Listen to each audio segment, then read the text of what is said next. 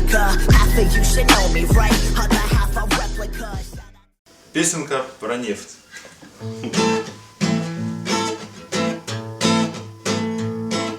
Я простой рабочий на тракторном заводе. Фамилия Синицын, звать меня Володя. Каждый день с утра иду я на завод.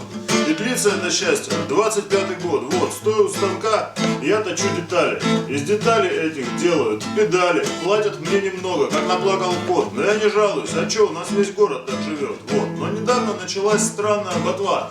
Деньги стали таять быстрее раза в два. Цены в магазинах очень резко поднялись. И стало не хватать мне на мою плохую жизнь. Я начал беспокоиться, в чем дело, не пойму. Но тут по телевизору сказали, что к чему. Мол, это нам Америка коварно поднасрала, вследствие чего цена на нашу нефть упала. Но это все искусственно спланированный акт. Скоро все изменится, это точный факт. Не смогут нас пиндосы долго нагибать. Цена на нефть на матушку поднимется опять. И будет все как прежде, мы будем процветать. И мне на жизнь плохой опять начнет хватать. Понравилось мне очень все, что диктор произнес. Но у меня остался малюсенький вопрос.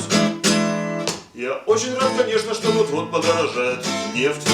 А чё, бля, если нет? Чё будет, если нет? Я понял, все исправится, когда подорожает нефть. А чё, бля, если нет? Вот так вот раз и нет. Многоуважаемые те, кто у руля нашего большого нефтяного корабля. Чё-то я не понял, как же вышло так? Вы же говорили, будет все ништяк.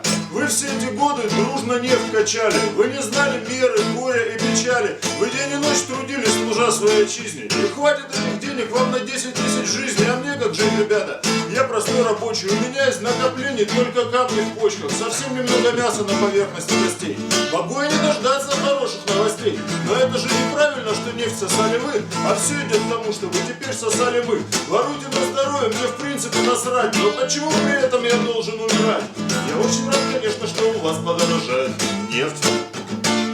А чё, бля, если нет? Чё будет, если нет? Я очень рад, ребята, что вот-вот подорожает нефть. А чё, бля, если нет?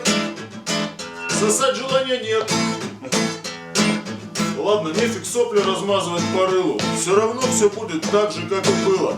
Буду рвать я жопу на своем окладе, а вы до самой смерти купаться в шоколаде. Но что если однажды вы все-таки умрете, и вопреки науке на небо попадете, и встретят вас там старец в белом одеянии, дедок довольно жесткий, несмотря на обаяние, и скажет вам: ребята, вот это вы вложили, признайтесь, вы нарочно удивить меня решили. Я понимаю, жизнь дается один раз, но я же создал землю не только ради вас. Вели себя вы очень-очень плохо, шалунишки, как будто не для вас писал я заповеди в книжке. Спасибо вам, конечно, что строили вы храмы, но это не входило в основную часть программы. Надеюсь я, ребята, на ваше понимание. Я не могу пустить вас в приличную компанию. Мне жаль, что вам придется теперь гореть в аду. Но так вы хоть поймете, что я имел в виду? Возможно, вы уверены, что все это полнейший бред. А чё, бля, если нет? Чё будет, если нет?